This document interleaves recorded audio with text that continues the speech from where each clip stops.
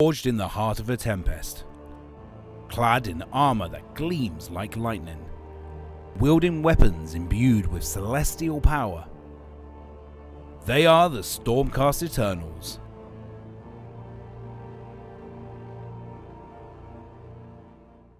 Hi there, my name is Adam and you're watching Battleline Minis. Today's video is the first in the series where we're going to look at how to paint some of the Stormhosts for the mighty warriors of Sigmar himself, the Stormcast Eternals. We're starting things off with the poster boys of the Stormcast Eternals, the Hammers of Sigmar. So grab your brushes and let's get started. We begin by priming our miniature gold. Now I've used an airbrush for mine, but if you've got rattle cans, it'll work exactly the same. Firstly, we reapply our base colour using a brush. The reason we do this is because when we prime our miniature, it can leave a different sort of colour or texture from the paint out of the pot. So if you ever need to go back and touch up any parts, the colours will match.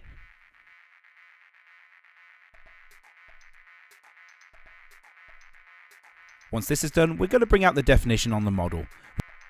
This is going to be done by applying a flesh wash all over the miniature.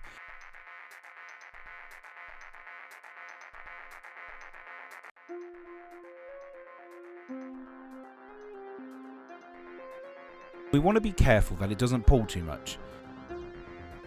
If it does, just clean off your brush and wipe off the excess. Now that's dried, it's not only defined the model, but you can see it's added a warm tint to all of the gold armour. So we want to bring that gold back up. Going back again to our base colour, we're going to use a technique called dry brushing, doing sweeping motions with the brush, starting from the top of the model, working our way down.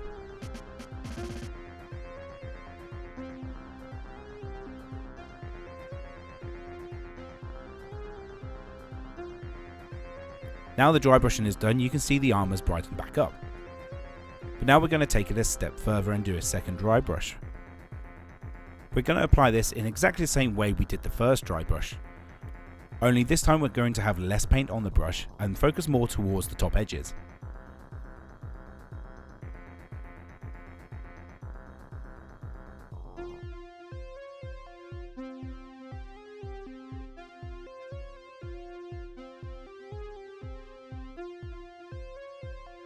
Once that's finished, you can see our gold has really brightened up and started to pop. The next step, we're going to do a select edge highlight. In this, we're just going to use a bright silver to pick out some of the sharpest edges, and this is to add like a really bright reflection point for the armour.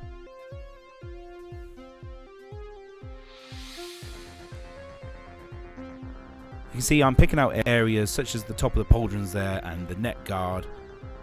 Areas like the spikes on his helmet, the ridges on the shoes, pretty much any sharp edge that faces upward which would kind of catch the light. With the edge highlights done, we're going to go on to the blue.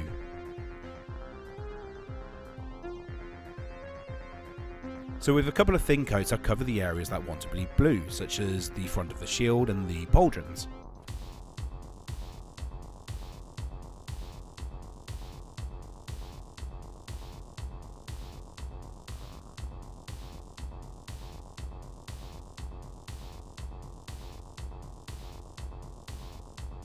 Once this is dry, similar to the armour, we're going to start adding the definition.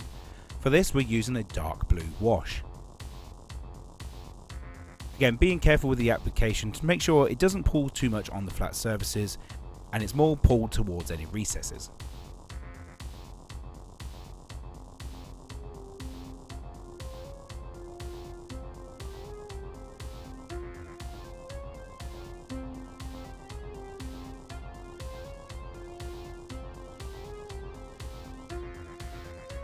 And with that dry, the blue's almost done. We're just going to catch the edges with a bright edge highlight, and this is just going to help add a bit more definition to the model.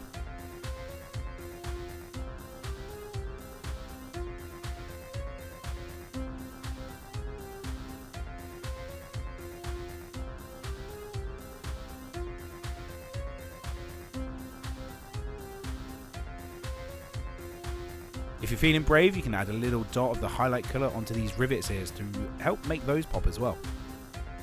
With the edges finished, you can see how it's helped to define that blue armour. The next step is to paint in the silver details. such as the scales around the waist,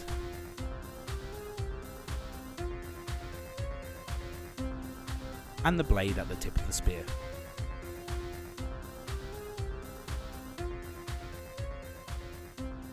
Next, we want to add some definition to this silver. To do that, all we're going to do is grab some black wash, and once again being careful not to let it pull too much, apply it to all the silver areas.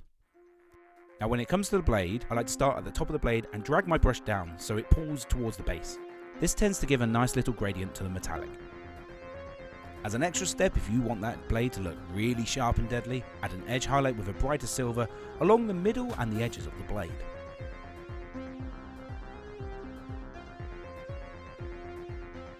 Next, I use a pure black to block in the black details, such as the undersuit behind the knee or the belt, or the little straps they have on their shin guards.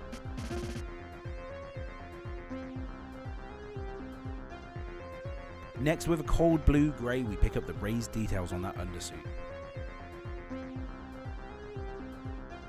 And for the smaller areas, we add an edge highlight, such as on the belt here.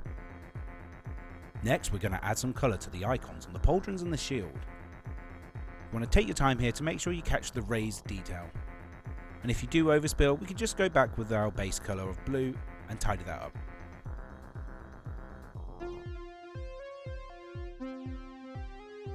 And as you can see on the shield here, just taking my time to make sure I catch the raised details. And with that step done, the model's looking almost complete. A couple of details like the handguards here, which we're going to paint in a burgundy.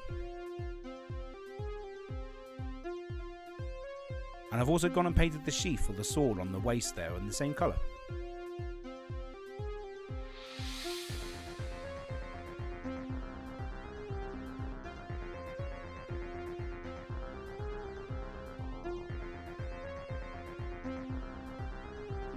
Once again, we're going to use the black wash just to add definition to these parts we painted.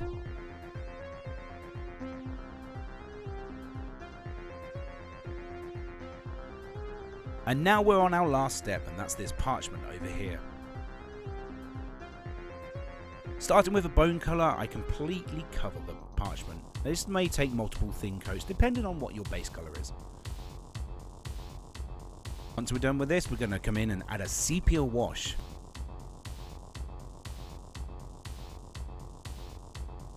And just remember, if you add too much like I did here, you can easily soak away the excess. And finally, coming in with a brighter bone colour, we're just going to add a quick edge highlight.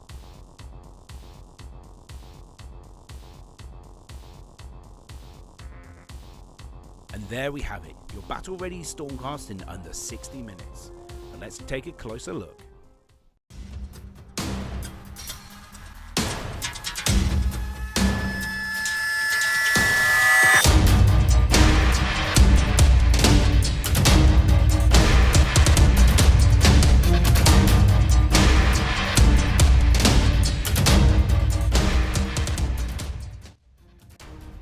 Thank you all for watching.